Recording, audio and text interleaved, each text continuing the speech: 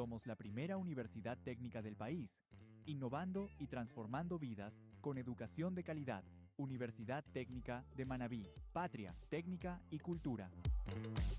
Universidad Técnica de Manabí, Santiago Quirós Fernández, rector. ¿Listo para dar el siguiente paso en tu educación superior? En la Universidad Técnica de Manabí te ofrecemos 70 carreras de grado, 83 programas de posgrado y 3 doctorados. Somos la primera universidad técnica del país, innovando y transformando vidas con educación de calidad. Universidad Técnica de Manabí, patria, técnica y cultura. Universidad Técnica de Manabí, Santiago Quirós Fernández, rector. ¿Listo para dar el siguiente paso en tu educación superior? En la Universidad Técnica de Manabí te ofrecemos 70 carreras de grado, 83 programas de posgrado y 3 doctorados. Somos la primera universidad técnica del país, innovando y transformando vidas con educación de calidad. Universidad Técnica de Manabí, patria, técnica y cultura. Universidad Técnica de Manabí, Santiago Quirós Fernández, rector. ¿Listo para dar el siguiente paso en tu educación superior? En la Universidad Técnica de Manabí te ofrecemos 70 carreras de grado, 83 programas de posgrado y 3 doctorados. Somos la primera universidad técnica del país, innovando y transformando vidas con educación de calidad. Universidad Técnica de Manabí, patria, técnica y cultura.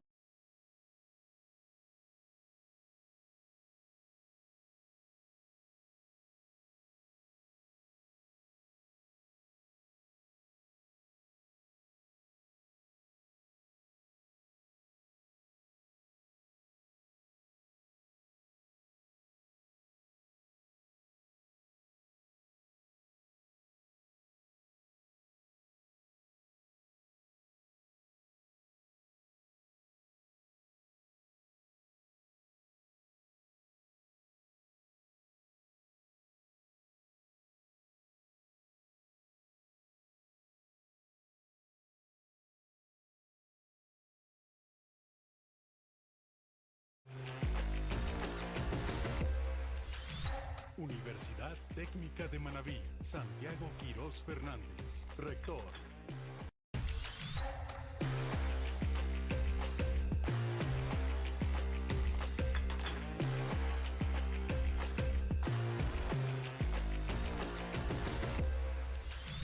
Universidad Técnica de Manabí, Santiago Quirós Fernández, rector.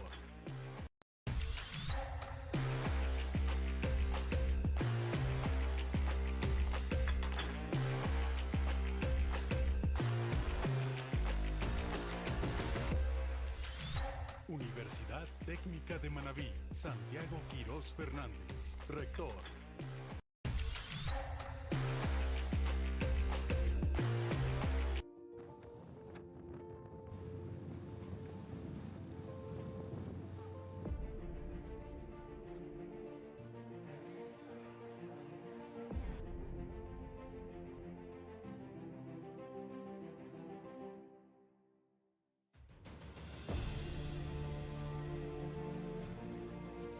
Bueno, este curso es espectacular. Yo creo que es una iniciativa única, hasta ahora no había visto en toda mi experiencia docente, ya más de 2 décadas, nunca había estado en un curso tan espectacular. Primero por el laboratorio natural en el que están los chicos, luego por cómo lo han aprovechado y sobre todo yo creo que la proyección que puede tener, algo que puede cambiarle la vida porque las impresiones que se pueden tener en un sitio como este, único en el mundo, al final cambian vocaciones, cambian profesiones. Y yo creo que es algo que inspira muchísimo a cualquier profesor y a cualquier estudiante.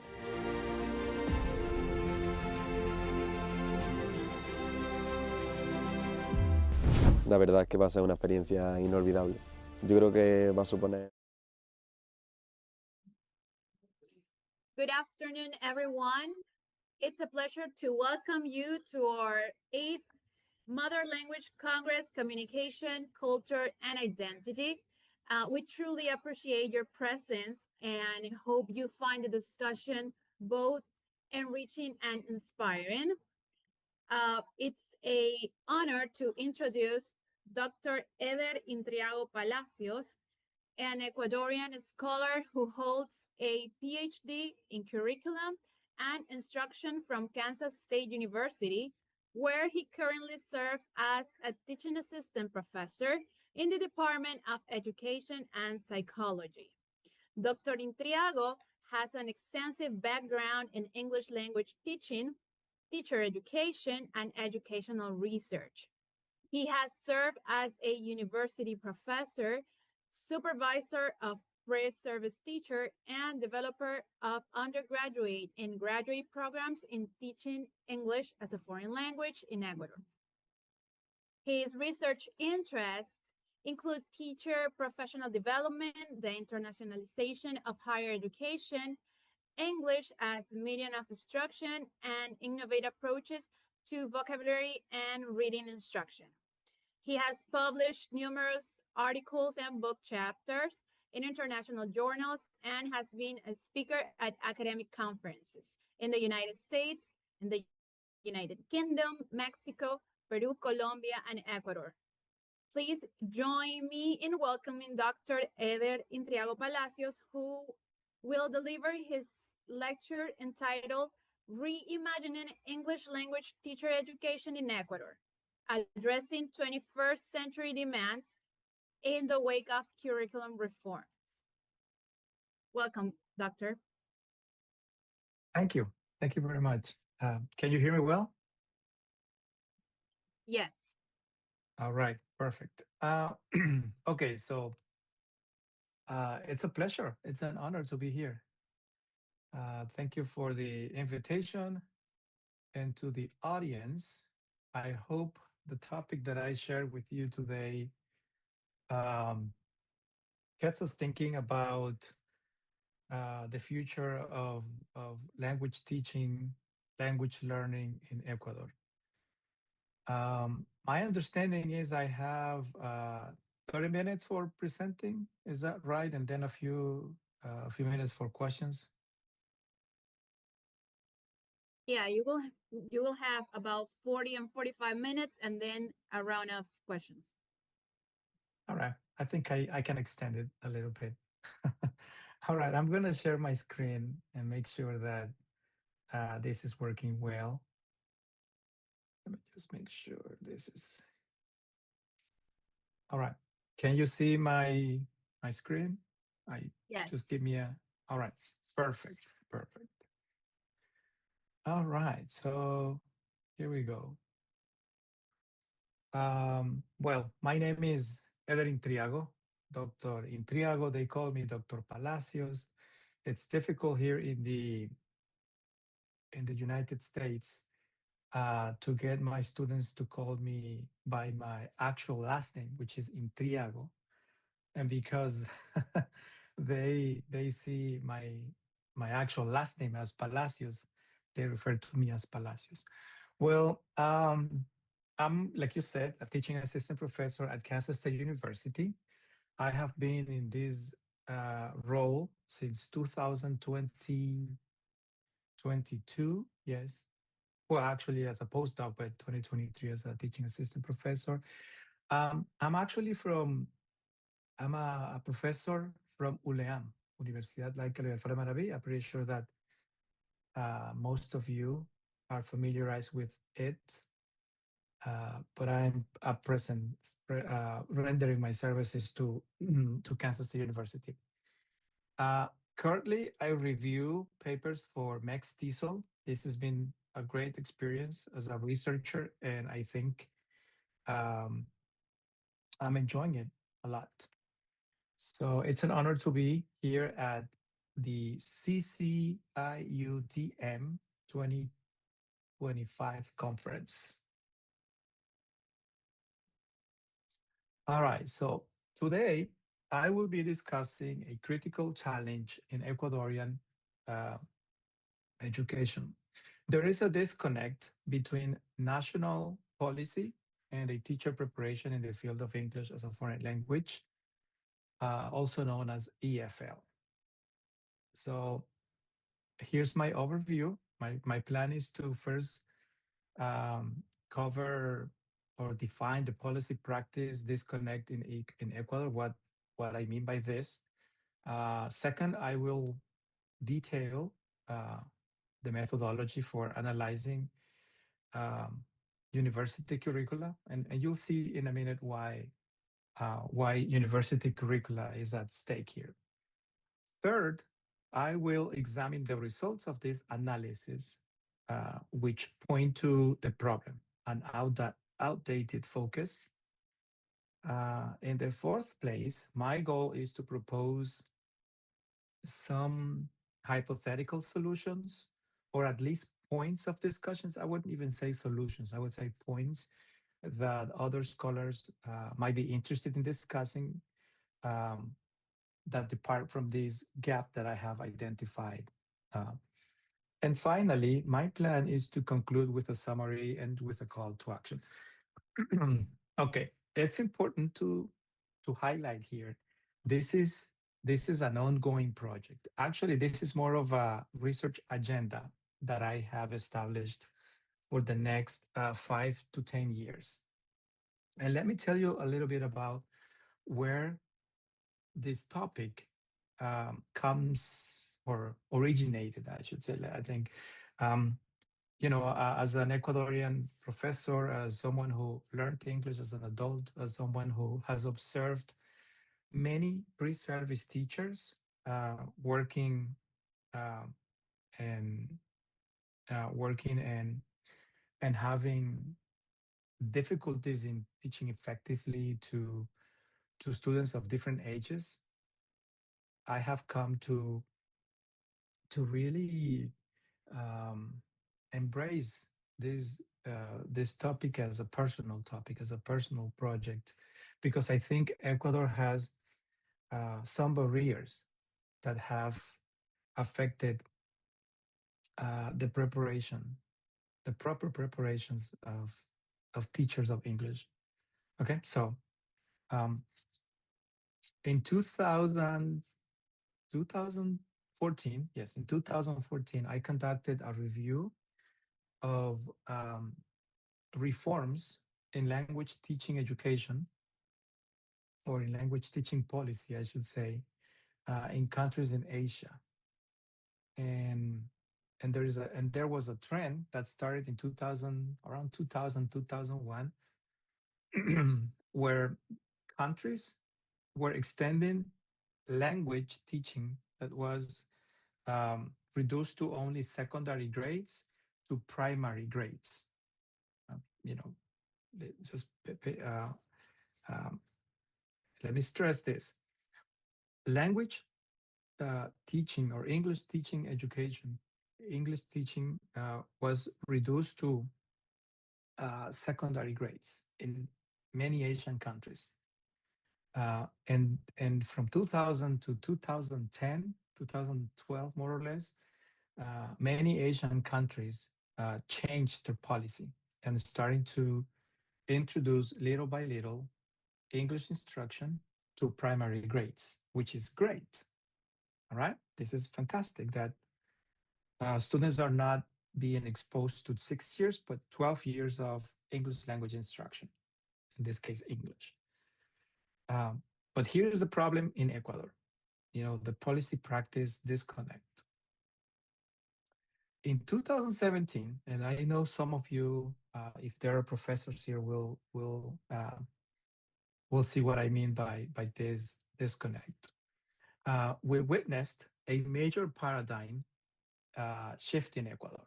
There was a major change, and this was great. I think this was a result of these advancements that took place in these other Asian countries. The Ministry of Education initiated a landmark reform. This reform made English as a foreign language instruction mandatory in primary schools. And this was great news. Yeah, this was a fundamental change. For the first time, formal English instruction would now begin with children as young as 5 years old, second graders. First graders, not really, but second graders. And this was a massive departure from the traditional model. In the past, in Ecuador, before 2017, the curriculum in public schools only included English as a foreign language for secondary grades, right? And that to me was a problem because that is an age where the students are transitioning from being more concrete learners to abstract learners. And I think a lot of the um, unmotivated students are the result of um, teaching practices that were too abstract without any solid foundation from primary grades learning a language. So the document that you see here, this document here, I think that you see my mouse hovering over, is a ministerial agreement, right, that set this major change in motion. Es el Acuerdo Ministerial 05214. But this was the first one. Now there were some reforms, some changes that have taken place until now, but this was the first document that officially introduced English language instruction to primary grades. And again, this was awesome. This was fantastic. This had to happen. But there was a problem. There was a problem. The problem was that the idea is amazing, but the reality was that the country did not have certain components in place, right? So this policy created an urgent nationwide demand for a type of educator. So now we needed teachers that could teach not only adolescents or teenagers, but also children, 6 years old, 7-year-olds, 8-year-olds, etc. Right? We no longer just needed teachers who knew English or who knew how to teach adolescents. We needed teachers who understood the specific pedagogical demands of young learners. Yeah. And that's different. A 6-year-old, a 7-year-old learns languages and actually learns other subject matters differently than adolescents, right? This requires a completely different skill set, including expertise in play-based learning, early literacy development, and the specific classroom management techniques required for primary level classroom. And this is theory grounded. This is research based. Children learn differently than adults. Now, universities also had a responsibility or a role to play in this urgent need. And back then, in 2017-18, I was a professor at ULEM, and I was actually part of writing the new curriculum for the Pedagogía de los Idiomas Nacionales y Extranjeros, la famosa carrera PINE, that I think many of the people attending this presentation are from at UTM or maybe other universities here. Okay, so this was problematic because many of the professors, right, that were working on these curriculum reforms were most likely pre-service teachers or majors in universities of Ecuador, whose emphasis was teaching English to adolescents or secondary grade students. Therefore, these professors who were prepared in these universities had a preparation geared towards secondary grade learners, right? So it was difficult, and I experienced this when I was working with my colleagues in creating a curriculum map that was aligned with the necessities of young learners. So the problem statement the problem that I see here is that this is a critical disconnect. There was a critical disconnect. The Ministry of Education proposed this beautiful idea of introducing English to primary grades, right? this changed this was a change that was introduced overnight. But the preparation of teachers, the English language teachers at the university level, did not keep pace. Universities in Ecuador, and this is my claim, universities in Ecuador have continued to prepare mostly teachers of English as a foreign language for secondary learners, for secondary grade learners, for teenagers. Most of the universities in Ecuador continue to prepare teachers that have as an audience a 13, a 14, a 15, a 16, a 17-year-old, not a 6-year-old, right? So that's a problem, right?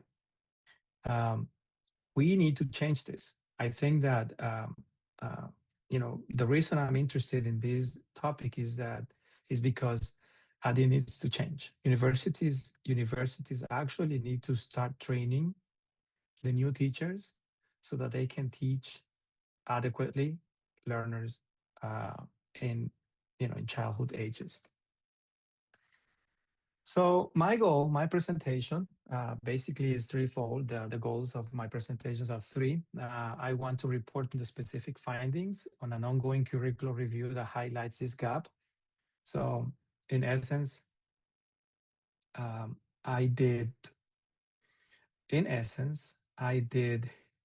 and it's partial. I mean, this is ongoing.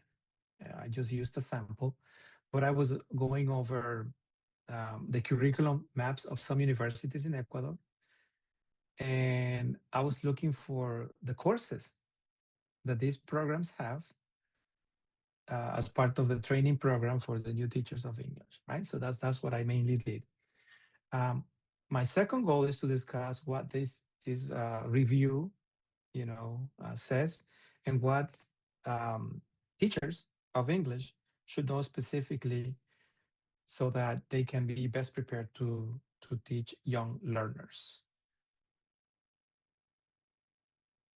And finally, my goal is to introduce a research agenda that seeks to understand this problem more in depth, because that's my goal. Like I said, if, I want to use this venue, this conference, to start to initiate this plan, right?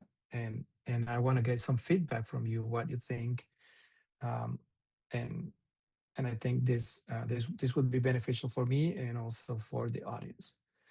All right, so let's talk about the curriculum. Okay. The methodology that I used, as I explained already, it was basically just going over curriculum maps of 13 universities, right? Mallas curriculares. And this is partially completed. I don't have like a exhaustive report, but I have some indications, and that's why I am presenting those results here. My next phase of the research will involve interviewing PINE professors, teachers, I should say, professors, sorry, PINE professors from different universities, but also pre-service teachers, future teachers of English, and in-service teachers, current teachers of young learners, and find out what the experience is like, to find out what problems they're facing, to find out how well prepared they feel, right? That's my goal. Now, to give you an idea of the scope of this review, I included 13 university programs. There are more. There are other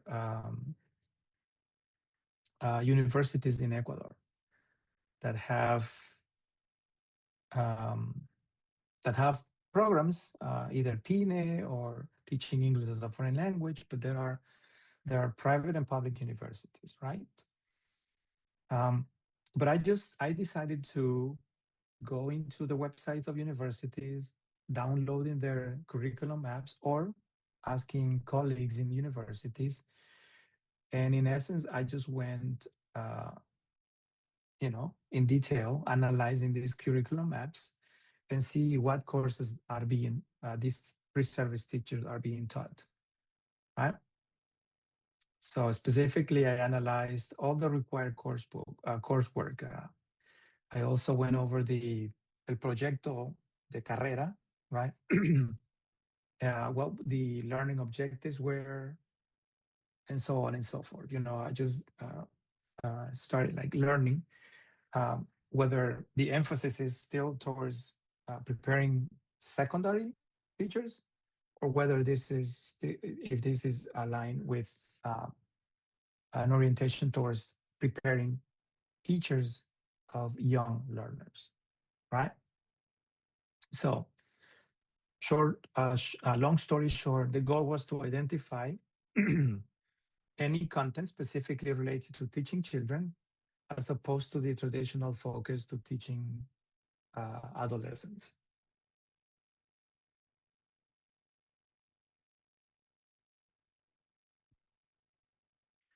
Okay, so here's the thing. There is an outdated focus. That's what I claim here. The findings, or I should say the partial findings from this review are stark. The majority of the teacher education programs remain overwhelmingly oriented towards preparing teachers for secondary grades. When I'm looking, and if you, any teacher or professor here interested in the topic, you can just check las mallas curriculares, and you will see that the curricular structure, from the methods courses to the required practicum placements, defaults to a adolescent focused model. Yeah, it's interesting. I have some notes here. There are a few universities, or let me put it this way. The universities who do have some courses geared towards primary school students offer only one class that makes you suspect that they're actually focusing on children, but I don't know that for sure. And there's one university, and this class is called Methodology and Strategies to Teach EFL to Children. Yeah? There's one university. I'm not mentioning which university it is. When I have the publication, I will provide these details. There's another university that has a class called Didáctica de la Enseñanza de Inglés en Educación Básica. And I'm reading this in Spanish because this is how this university has it laid out in its curriculum map. A third university has a class called Didáctica del Inglés para Educación Primaria. Yes. Yeah, those are the three universities. Yes, three universities that have at least one course, only one course, no more courses, just one course that hints or makes you think they are preparing teachers to teach children. But you know what? One is not enough, and you'll see why. One is not enough. Let me just tell you why.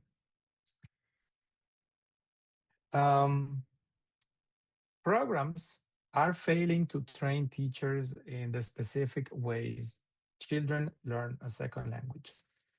The three components that you see on this slide are critical, and they are not taught the same way to a 14-year-old and a 6-year-old or 7-year-old. And what I have observed, and this is anecdotal, but what I have also discussed with other colleagues, that have supervised pre-service teachers or that are teaching a class at a university, what we have observed or highlighted is that uh, pronunciation, grammar, and vocabulary, when they are doing their student teaching field experience, they approach a 6-year-old or a 7-year-old the same way they approach a 14-year-old, and that is not right. That has to change. So, for example, phonology. When you see the curriculum maps of some universities, the the emphasis is a linguistic emphasis. The pre-service teachers, los que se preparan para ser profesores, ponen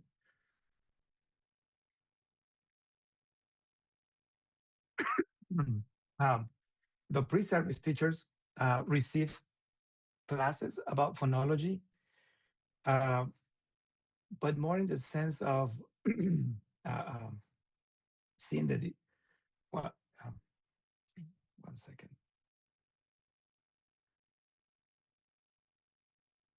Let me pause this.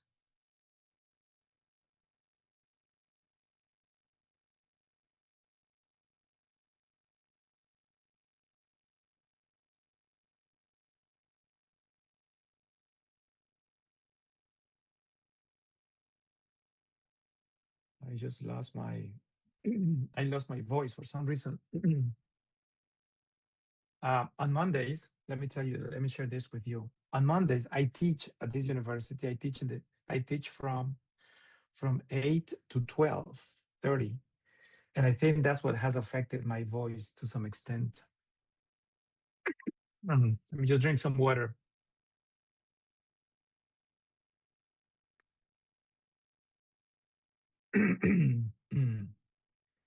I'm sorry about that.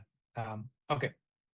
So what was I saying? All right, yes, in phonology. Okay, so here's the thing. This is how phonology is approached in a typical course at a university level.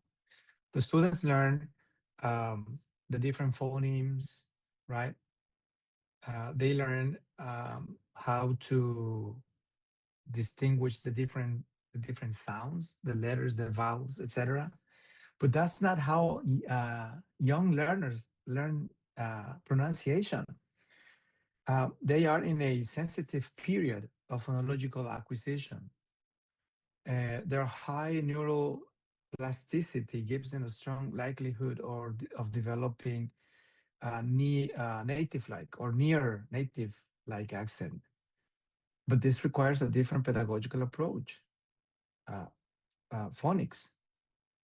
Phonics is a different way of teaching children pronunciation, in which the children do not learn the names of the letters, but instead the actual sound of the letter in words. Just to give an example, like a student learning the word dog in, or a teacher when learning phonology, they learn that the D is a D, the O is a O, dog, right? But the way you teach children using phonics is different. You go instead developing awareness of the sound in specific words. For example, the word dog, they will be like d, g, right? That kind of exercise is different. But because for example, a second grader, in some cases, still cannot recognize the letters, right? So they have to focus on the sound instead of focuses on the actual character, right? However, our students, when they introduce vocabulary for pronunciation purposes, they have the students see the letter and get them to pronounce it using its name. So that's one thing that needs to change, and it's different in how teenagers and children learn. Grammar, for instance, children acquire grammar implicitly and intuitively, right? So the process of learning grammar mirrors first language acquisition. This means that learners do not really need to see the rule, but instead see the use or absorb the rule from being immersed in an activity where grammatical rules are used, and they're used all the time. And the third component that is taught differently is vocabulary. Children excel at acquiring vocabulary implicitly and contextually, right? Through activities such as storytelling, songs, play. They don't learn vocabulary in lists, like using lists or using graphic organizers as they're typically used in a more in an approach that's more adequate for teenagers, right? So these are three aspects that I think need to be addressed more directly in the preparation of teachers of English who plan on working with primary school students. Okay, so identifying the problem, is the first step. Now, I think we can start talking a little bit about how to improve the existing programs, right? So we cannot reform curricula in a vacuum. I'm not proposing a framework, honestly. I'm just brainstorming some ideas based on this, what research says, educational psychology. But I'm proposing that we look at, for example, standards that outline the distinct skills required for different age groups. So there are professional standards out there, TESOL, and others, right? And second, that we pay attention to what the research says, what the decades of research say in terms of how child development and second language acquisition happen at different ages. Okay, so here, and please don't take this as I'm mandating these changes. It's just that I think that some of the courses that could be introduced in the curriculum maps of universities include teaching phonics, for example, right? Not advanced phonology or phonics. I mean, or phonetics, but phonics. Phonics is different. Phonics is how children connect the grapheme with a phoneme, right? So this is, in other words, called the pedagogy of teaching sounds to children. Another course that I think would be really necessary is child development in educational psychology. I know some universities have educational psychology, but I think there should be an emphasis on the young learner years, 6, 7, 8, 9, 10, and 11. Paying special attention to cognitive and psychosocial development of young learners. A third course that I think, and probably this tackle vocabulary in grammar, has to do with play-based pedagogy and game-based learning, right? As well as specific methods for young learners. And the audience here, I think, can relate to total physical response. I think there has to be an emphasis on teaching through movement, but also teaching through storytelling. And my hope is that the universities that have methods and strategies to teach EFL to children are actually doing that, emphasizing that.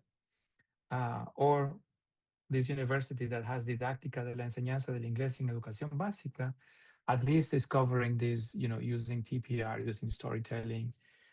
But that's something that I would need to find out more in detail. And finally, we must train students, future teachers or students, future teachers of English in developing materials and also low anxiety assessment. Children get very nervous when it comes to being assessed in a foreign language. So I think it's very important to see the difference between assessing a 7-year-old is way different than assessing a 17-year-old. So you cannot use the same instruments. All right. So apart from adding courses, we need practical applications in the real world, right? So I propose 2 immediate structural changes. Mandatory primary placements. La práctica preprofesional, right? The teachers must be required to complete at least 1 practicum or student teaching placement in a primary school and not just secondary. And this primary placement needs to last 1 entire school year, or at least what is called as a semester, right? Or half the regular period. And second is that the pre-service teachers create a K-12 materials portfolio. So this should be like a graduation requirement, forcing students or encouraging students, I should say, to design specific materials, right? Specific materials that they know are informed based on how young learners learn and how adolescents learn, so that they see the difference. Of course, this is something that would need to be discussed at universities, but I think it's time we did something like this. All right. So these preliminary observations, and I'm being transparent here. I'm not presenting any formal research results yet. I will be working on this, and I will have concrete data. But I think this preliminary reflection, observation, and partial analysis can allow us to summarize this issue as first of all, this 2017 policy being progressive and being necessary, a step forward, definitely. But it created a challenge that almost 10 years later still has not been met. Es la verdad. Hasta ahora mismo aún esto no se ha hecho y aún nuestras universidades siguen preparando profesores de secundaria to teach English. So we're sending new teachers into primary schools who have only been trained to teach high school. Or secondary grades. So this curricular gap undermines, I think, the policy's goal, and more importantly, it sets up both the new teachers and the youngest learners for failure. Because a teacher who does not know how to teach children is going to create it's going to create a motivation on the students. It's going to cause more harm than good, and we want to avoid that. All right, so to truly, and this is, I think, what needs to be done to fulfill the promise that was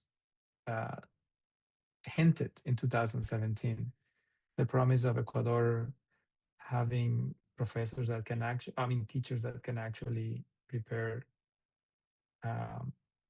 or can be prepared in ways that effectively distinguish between how learners in primary schools learn and how learners in secondary schools learn. I think that we must ensure that the next generation of teachers is equipped with skills to efficiently instruct English learners, not only for secondary grades, but for primary grades, and benefit them all. And we'll have some bibliography. I will share this with the organizers, so anyone interested can have this. All right, so I am going to, did I stop sharing? Am I still sharing?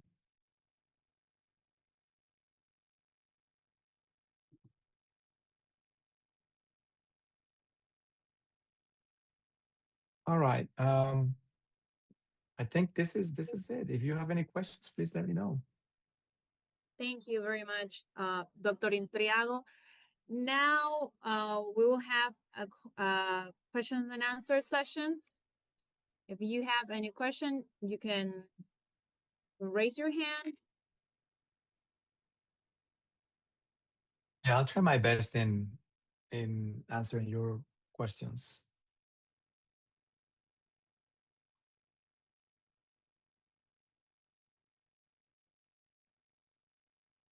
No questions? Let's see the chat. Let's see the chat. Maybe there are some in the chat.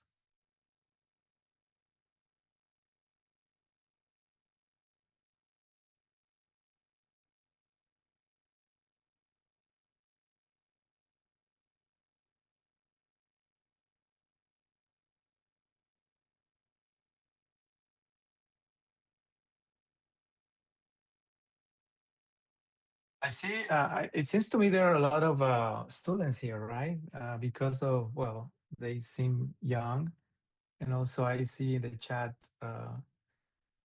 students have shared their names and their sections and semesters. Marlon Arturo says he has a question. Okay, go ahead.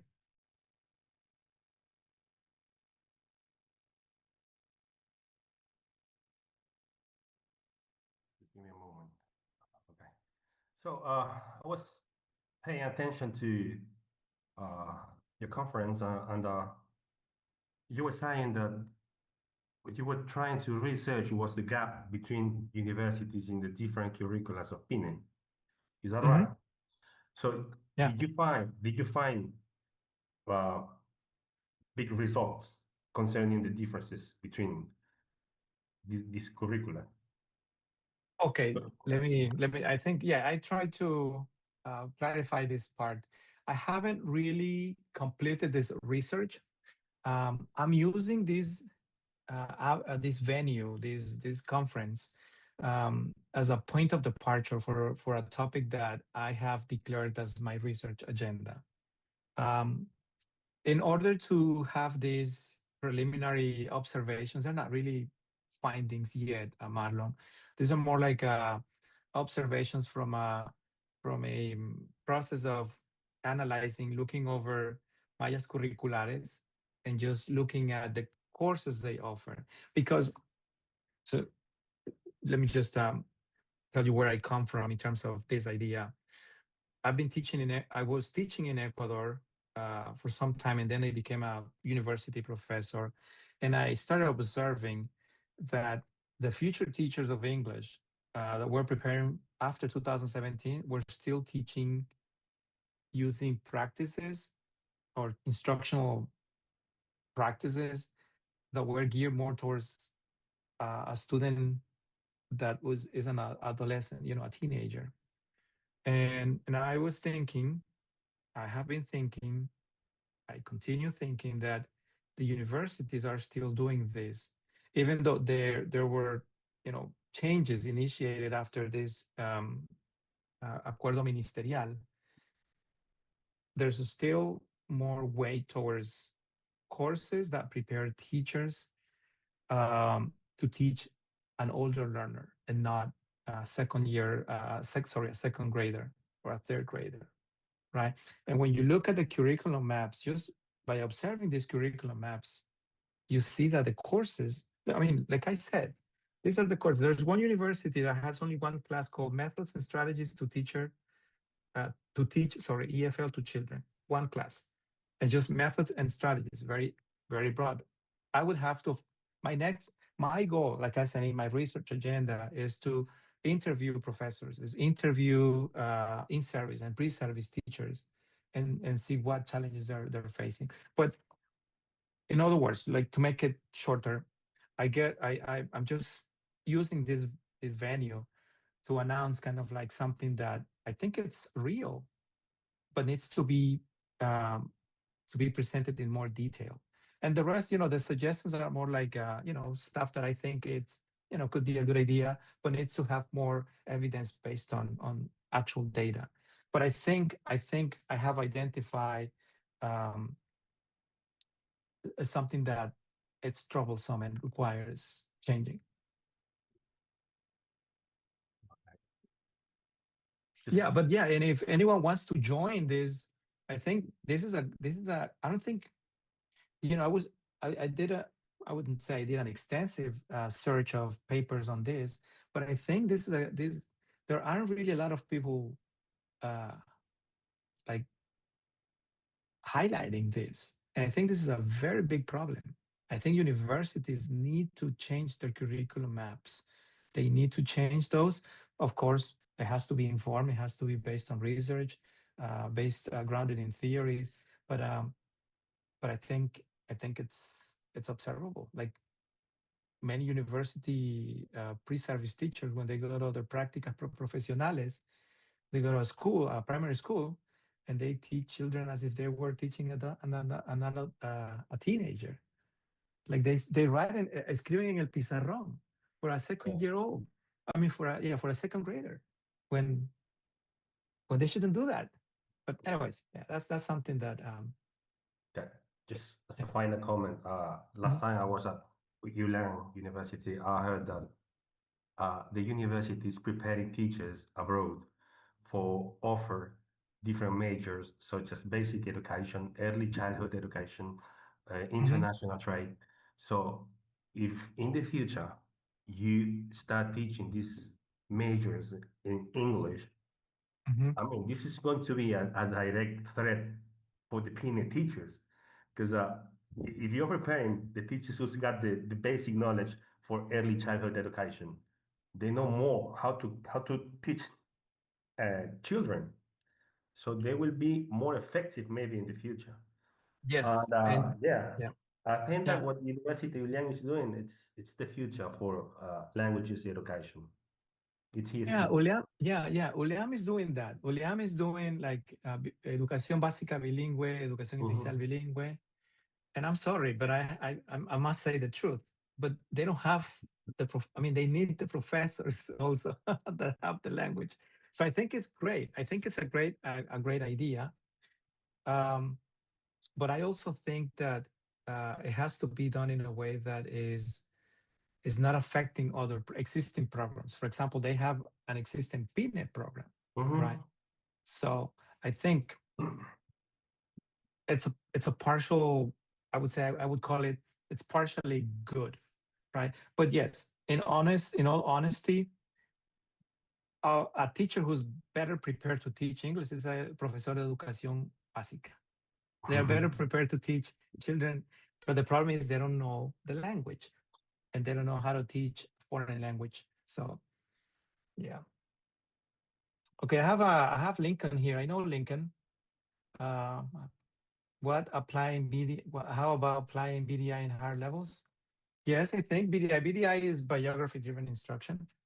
Yeah, I think it's it's using the student's biography as the point of the departure to plan instruction. I think it's great. Yeah, I think BDI is one option. Hey, I see him.